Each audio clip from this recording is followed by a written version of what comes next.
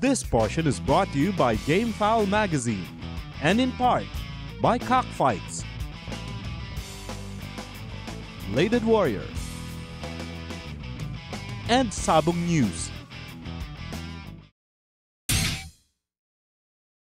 Agri TV! Agri TV! Agri TV! Agri TV! Agri TV! Agri TV! Agri TV! Agri TV! Agri TV!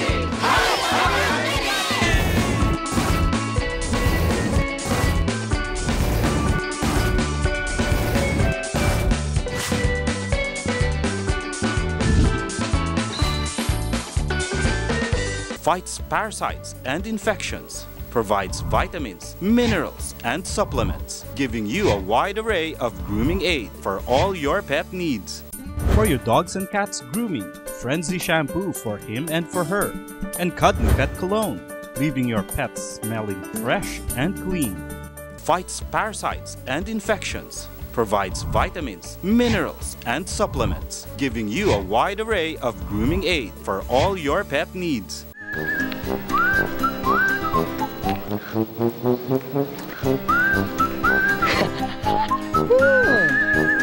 Pogi ko talaga. Mga kaagri, nandyan na pala kayo. At alam niyo naman pong si Makata, inyo pa rin nabisto na kumukuha ng litrato gamit po ang usong-uso na pagse-selfie kung saan nag-enjoy ang mga tao, lalong-lalo na tayo mga Pilipino, pero tayo sa kanila ay mas matalino dahil ang gamit po natin ay katulad nito. Libre na! Maganda pa, parang hindi naman pala. Pero, eka nga po, pag-uusapan nila Rawan, ito pang programang dapat yung tutukan dahil tsak na mapipicture nyo rito ang inyong tagumpay na inyong maaasahan sa loob lamang ng sandaling panahon at siyempre, madedevelop pa ang inyong husay. Dahil nga po, itong programang talaga namang hayop sa laman, hayop sa pangnegosyo at hayop sa dating. Ito lamang po ang Agri TV, hayop ang galing. Ito na po ang aming mga inihain. Magandang umaga mga ka-agri! Ako sa inyo'y muling bumabati sa aming Agri TV. Importanteng manood parati para patok na impormasyon at pangnegosyo. Umani! Si Mang Ronnie ng Univet, Bantay Baboy at Pigrolac all the way, lume-level up na dahil bara-barangay dinayo upang manghingi ng konsultasyon. Iba pang mga baboy owners, binigyan ng Univet at Pigrolac ng kaukulang gamot at impormasyon. Kamot dito, kamot doon, mga garapatang gumagapang sa asong mahal na tunay. Huwag pabayaan, tamang gamot ng Happy Pets ating i-apply. Ako ay pumasyal sa Malabon Zoo. Todo nag-enjoy sa ating fan hayop, mga naglalakihang kaibigan, kasama na si Pacman dyan. Iyan ang mga dapat ninyong abangan. This portion is brought to you by Univet. Magandang araw po sa mga hog racers dyan na gusto pang matuto ng tamang pamamaraan sa pagpapatakbo ng baboyan para lumaki ng maganda ang mga baboy na alaga at ang inyong negosyo ay tuluyang umasenso. Ugaling subaybayan, level up ang baboyan. Hatid sa inyo ng U as in Univet at ng P as in Pigrolac. Talagang swak na swak kung pag-level up ang balak. Kaya't eto na po ang unang bahagi, Bantay Baboy Tips, ipamamahagi. Magandang araw po mga kapwa ko agracers. Kung inyo po napapansin ay wala po ako sa babuyan ngayon. Iba po ang aking pinasyalan sa aking paghahanap sa dagdag kaalaman sa wastong pag-aalaga ng baboy. At ngayon po ay andito po ako sa Bantay Baboy Pre-Consultation sa Lipa, Batangas. At andito rin po si Doc AJ. Doc, magandang umaga po. Good morning, Mang Ronnie. Kasama din po natin ngayon si Doc Dayan, isa po sa ating mga LGU partners na kasama po natin sa paglulunsad ng Bantay Baboy dito sa Lipa. Magandang umaga po, Doc Dayan. Doc, ano po ba itong Bantay Baboy? Ang Bantay Baboy po ay isang activity kung saan nagkakaroon po tayo ng libreng pagpapakonsulta sa veterinaryo. Ito pong ating mga magbababoy. Gusto ko yan, Doc. Doc, maliban po ba sa free consultation, ano po ba yung itutulong nyo sa Bantay Baboy? Maliban nga po sa free consultation, ngayong araw po ay namimigay din po ng libreng gamot ngayon dito sa atin. Doc Dayan, maraming salamat po. Salamat din po. Mga kapwa ko agracers, excited na po ako. Tara po, pakonsulta na po tayo. Doc, tara po.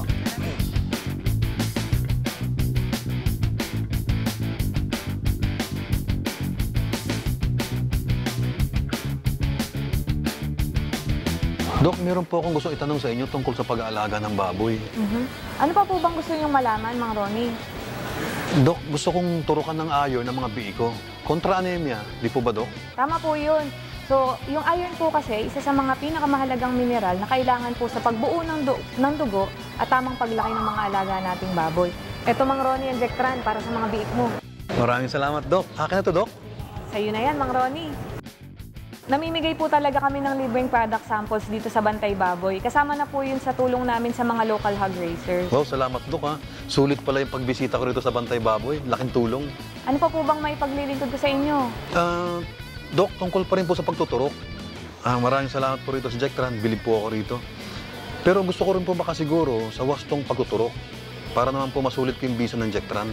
Tama yan, Mang Ronnie, kasi dapat yung mga hog raisers natin, alam nila yung tamang paraan ng pagtuturok ng kanilang mga alagang baboy.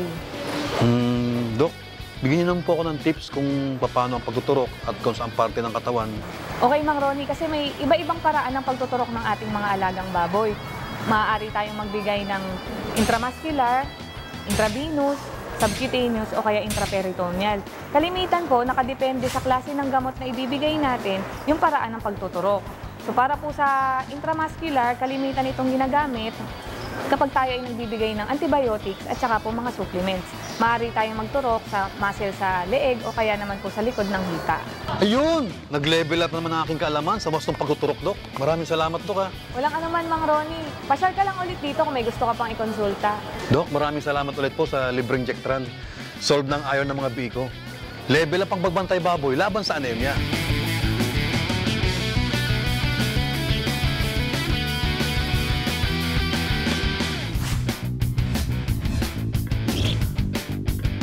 This portion was brought to you by Univet.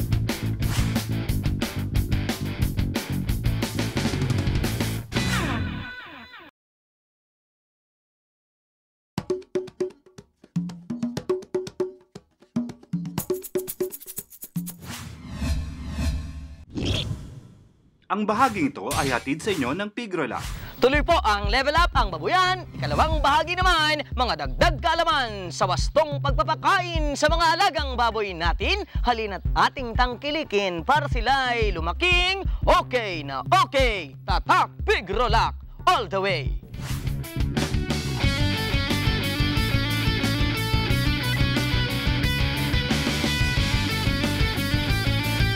Welcome back po mga kapwa hog racers. Andito pa rin po ako sa Bantay Baboy sa Liba, Batangas. At ngayon po ang ikukonsulta ko ay ang tamang pagpapakain ng mga biik. Siyempre po para maganda ang simula ng mga alaga ko. Di po ba, Dok? Tama yan, Mang Ronnie. Ano ba yung pinapakain mo sa mga alaga mong biik? Siyempre, Dok, Tatak Pigrolac all the way. Early Win Immunobooster, Dok, ang binibigay ko sa mga biko mula 5 hanggang 35 days ang gulang. Aba, kung ganun, Mang Ronnie, maganda yung kinalalagyan ng mga biik mo. Opo, Dok. Sa Early Win Immunobooster kasi, Dok, hindi nabibigla ang sikmura ng mga biik sa unang tikim ng pakain. Naglalaman po kasi yon ng mga sangkap na halos kahalintulad dun sa gatas ng inahin. Kaya hindi nahihirapan yung mga biik natin sa pagtunaw nito. Bilib talaga ako sa Tatak Pigrolac, Dok. Pero, Dok, gusto ko lang makasiguro na wasto ang ginagawa kong pagpapakain sa mga biko para naman masulit ang husay ng Early Win Immunobooster. Tama ka dyan, Mang Ronnie. Importante yung tamang paggamit ng tamang pakain para lubos na makuha yung benepisyo ng Early Win Advanced Piglet Nutrition Program. So, programa pala yan, Dok? So, isa itong programa na binubuo ng 2 high nutrient density diets na angkop naman para doon sa bawat antas ng paglaki ng ating mga biik sa unang 2 buwan ng kanilang buhay. Eh, Dok, ano po ba yung high nutrient density? Siksik sa sustansya, yun ang ibig sabihin nun, Mang Ronnie. Ganyan yung ating Early Win Immunobooster. Pwede natin yung ibigay para sa mga biik na may edad na 5 hanggang 35 days. So, maaari natin silang bigyan ng around 50 grams per day kada biik. Okay, Dok, gagawin ko na eksakto yan, Dok. Pero, Dok, ano pa po ba yung dapat kong tandaan sa tamang pagpapakain ng mga biik? Maganda po na maaga tayong magbigay sa ating mga biik ng booster feeds. Dapat din po, gradual din yung pag-ship natin ng pakain doon sa bawat antas ng paglaki ng ating mga alagang biik. Salamat, Dok. Ngayon, level up na aking kaalaman sa tamang pagpapakain gamit ang Early Win Immunobooster para tutusulit sa Tatak Pigrolac all the way.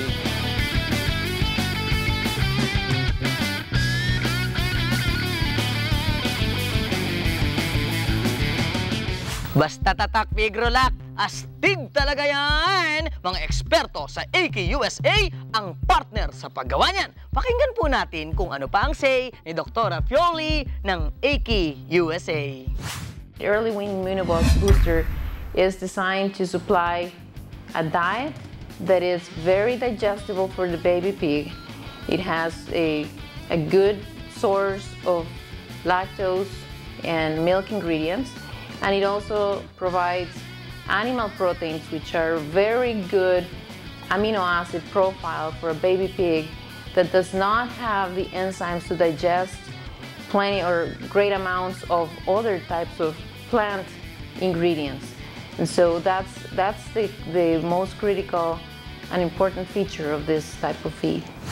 Sa aming babuyan, alam ko pong marami kayong nalaman na naman. Kita-kita na lamang po tayo sa susunod na yugto. Mas marami pang dagdag kaalaman sa Level Up ang Babuyan.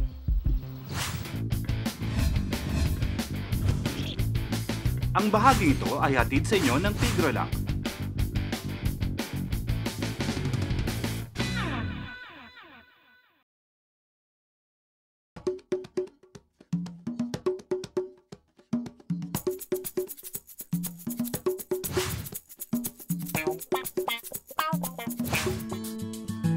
Pasyalang hayupan ating paringhanap sa bandang Malabon. Ako ay napadpad at dito namang sa naglalakihang alaga, iba't ibang bansa may representative pa.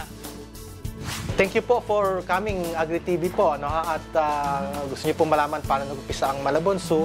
52 years ago po, bata pa ako, nag-umpisa ako sa goldfish, sa mga kanal gapi, paris-paris ng rabbit, paris-paris ng pagong. Dito po sa Malabon Zoo, we have 600 animals and fishes po. Then meron din po kami sa Malabon Zoo. The other unique thing here po is meron kami mga show. Kamukha yung pinakita ko sa inyo. Nagpunta tayo sa Brazil, the Arapaima po.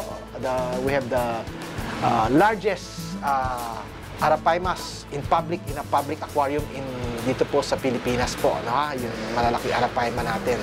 And we have the largest crocodile in Metro Manila, si Shaq O'Neal po. Na lumulundag po siya to catch the food.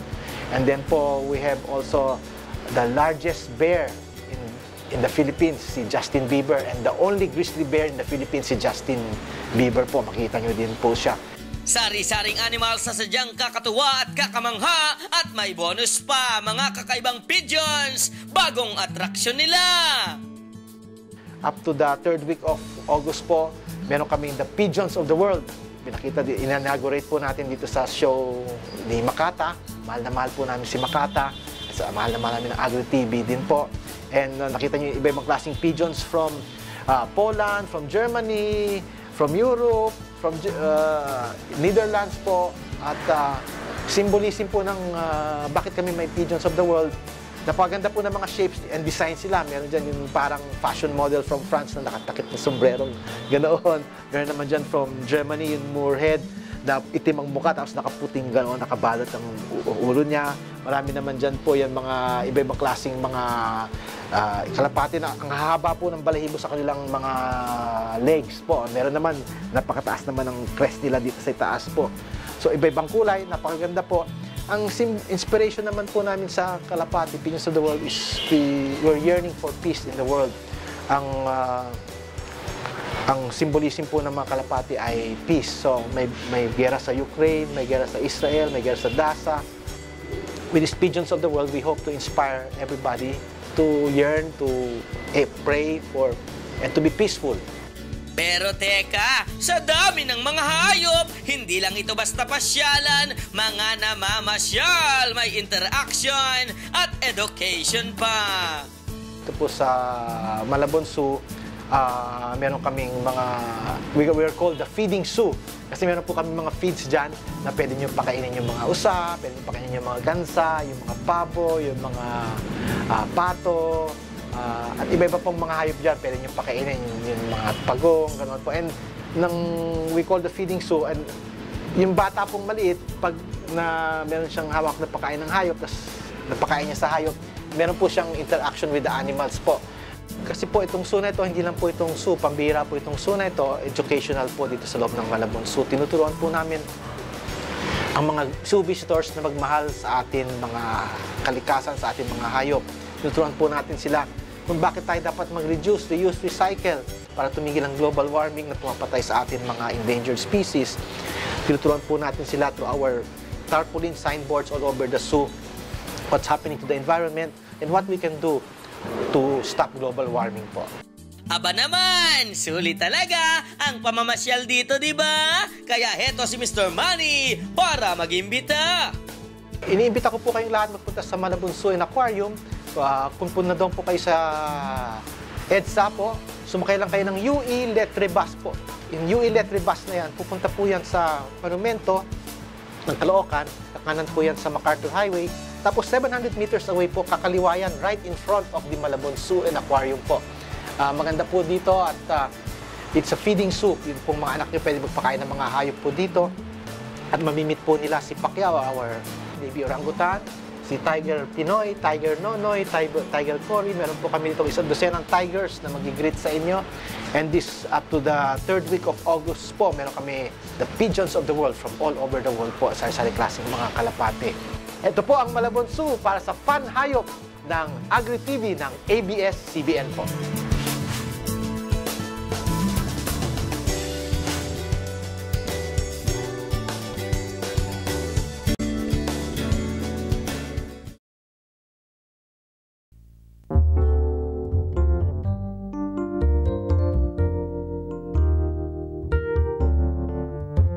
Only one thing fuels life. Nothing should stop you from giving your best every day. Take Life Oil daily and complete your passion. I feel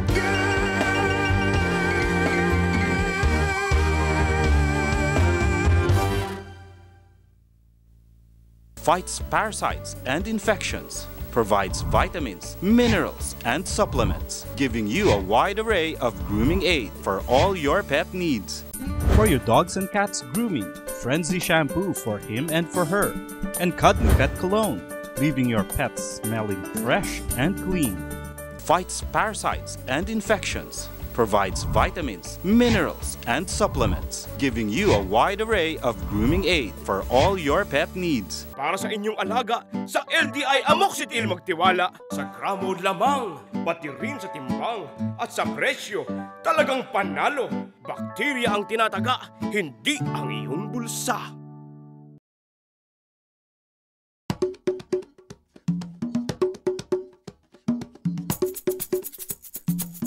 This portion is brought to you by Happy Pets Frenzy Shampoo, the mild shampoo especially made for your pet. Dahil Happy Pets is here to give you the alagang hayop your pets need, we will help you solve ang mga worries sa mga pag-aalaga ng inyong mga aso. Hi Doc, ito yung pet ko, si Paris. Lately kasi napansin ko parang lagi siyang kamot ng kamot, tsaka may mga dark na dumi-dumi sa skin niya. Ano kayang pwede kong gawin, tsaka ano yung mga cause nun? Good morning! Ako si Dr. Liv Bingol from LZP Pet Clinic. Nandito ako ngayon para i-discuss ang proper treatment para sa tick and flea o garapata at pulgas, specifically para sa dogs.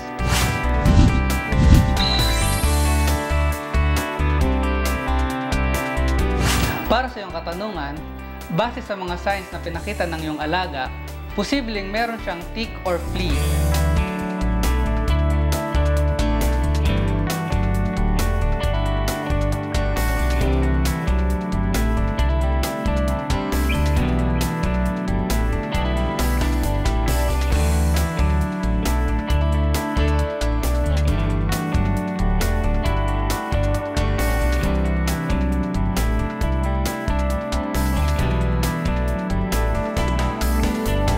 Ito ay maaaring makuha outdoor o naihawa ng asong meron ng pulgas o garapata at pwede rin sa hindi regular na pagligo. Kung sakaling makitaan sila ng garapata o pulgas na maaaring makita sa ilalim ng balahibo at hindi nyo alam ang tamang gagawin, magandang maikonsulta sila sa veterinaryo para makakuha kayo ng proper information at treatment para sa garapata at pulgas.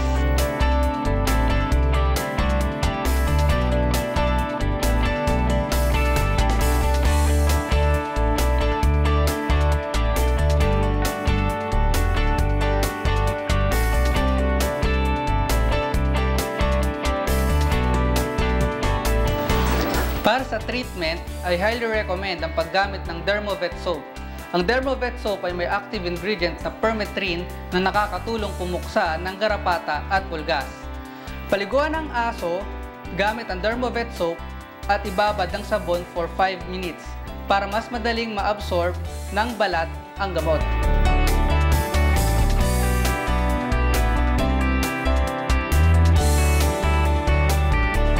Gawin ito once a week. Paalala lang, iwasan natin ang pagtapon at pagtiris ng garapata dahil mas nagpro-promote ito ng pagkalat ng itlog na pwede nilang ikadami. Mas mainam na ilagay sila sa isang container na may alcohol at i-flush. Para mapanatili ang magandang kalusugan ng inyong mga alaga, magandang mabigyan sila ng multivitamins tulad ng Doggy Syrup. Ito ay nagpapalakas ng resistensya at tumutulong lumaban sa mga simpleng sakit. Ito ay binibigay once a day o kung anong advice ng inyong veterinary. Here at Happy Pets, we are ensuring not just the right grooming but also the proper care and proper medicine for your pets. This portion was brought to you by Happy Pets Cuddly Pet Cologne, leaving your pet smelling clean and fresh.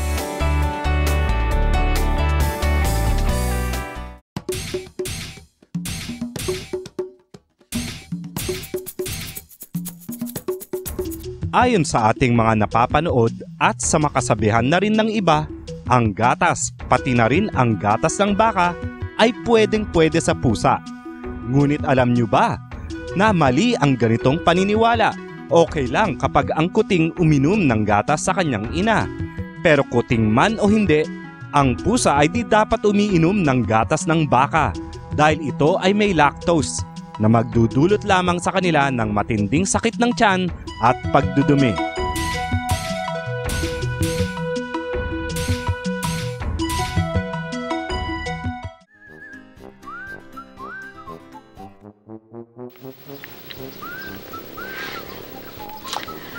Hay, nako mga ka-agri, talaga namang ako po ay natutuwa dahil nasamahan niyo na naman ako tulad ng lagi ninyong ginagawa sa aking programang talagang hindi kayo nagsasawa. Katulad naman ng aking naipakita, ako'y nagse-selfie gamit po ang dashpan. Hindi na ako masyadong nahirapan, hindi pa ako nagastusan. Katulad po ng pagpili ko ng kotse o sasakyan. Tingnan nyo nga naman, hindi na ako magbabayad ng pagkakabit ng aircon, sariwa din naman ng hangin. Yung gasolina, hindi ko naiintindihin. Wala nga lang akong mararating. Pero hindi nyo naman kailangang umalis. Katulad nga po ninyo, mga kabarangay. Nandyan lamang po kayo sa bahay at binuksan nyo yung TV. Ako ang inyong nasilay.